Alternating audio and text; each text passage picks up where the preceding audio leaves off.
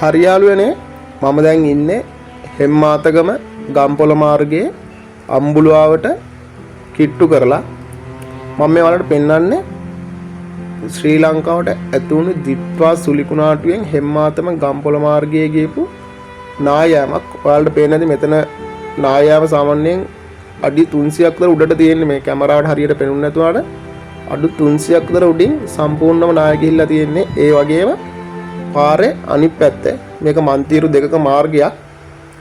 මේ මන්තිරුවේ එක පන්තිරුවක් සම්පූර්ණයෙන්ම ගලවගෙන ගිහිල්ලා තියෙනවා. ඒ එතනින් පල්ලෙහාට සාමාන්‍යයෙන් මීටර් 6 සම්පූර්ණයෙන් අඩි 600ක් විතර සම්පූර්ණයෙන් පාතට ගලවගෙනම ගිහිල්ලා තියෙන්නේ. ඒතරම් ඒක ලොකු නායාමක්. ඔයාලට පේන ඇති කොච්චර ලස්සන මාර්ගයක්ද, සුන්දර පරිසරයක් තියෙන පැත්තක් මේක හෙම්මාතම ගම්පොළට යන මාර්ගය.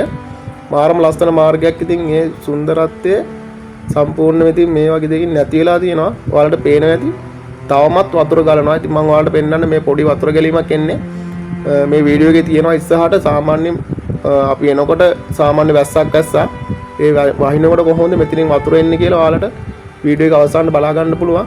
ඉතින් මේ සම්පූර්ණ මෙන්න උඩින් ඉතින් උල්පත් ජලය එන්නේ.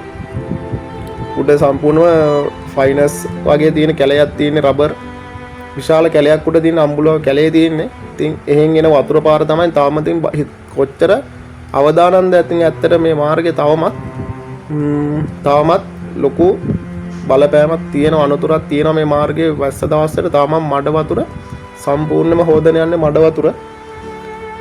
තාමත් ඉතින් ඇත්තටම හදන්නත් ගොඩක් අමාරු. ඉතින් දැනටත් සාමාන්‍යයෙන් වැඩ කටයුතු වෙනවා. ඒවට ඉතින් හදන්න උනත් හරි අමාරු ඇති. ඉතින් ඇත්තටම මේ ගිහලා ඉතින් ඔයාලට බලා ගන්න පුළුවන්.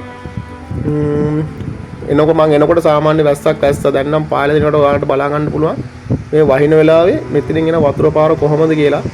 ඉතින් පේනවා නේද? දියැලක එන වතුර වගේ කන්ද උඩේ ඉඳලා වතුර එන්නේ. ඉතින් වතුර ඔක්කොම යන්නේ පාතට. ඉතින් තාම උනත් නා යන්න පුළුවන්. අවදානමක් තියෙනවා මේ පාර. තනිකරම මඩ වතුර ඉතින් එන්නේ. ඔයාලා මේ හෙම්මාතම මාවනැල්ල හෙම්මාතම ගම්පොළ මාර්ගය භාවිතා කරනවා නම් වැස්ස දවසක පරිස්සමෙන් එන්න.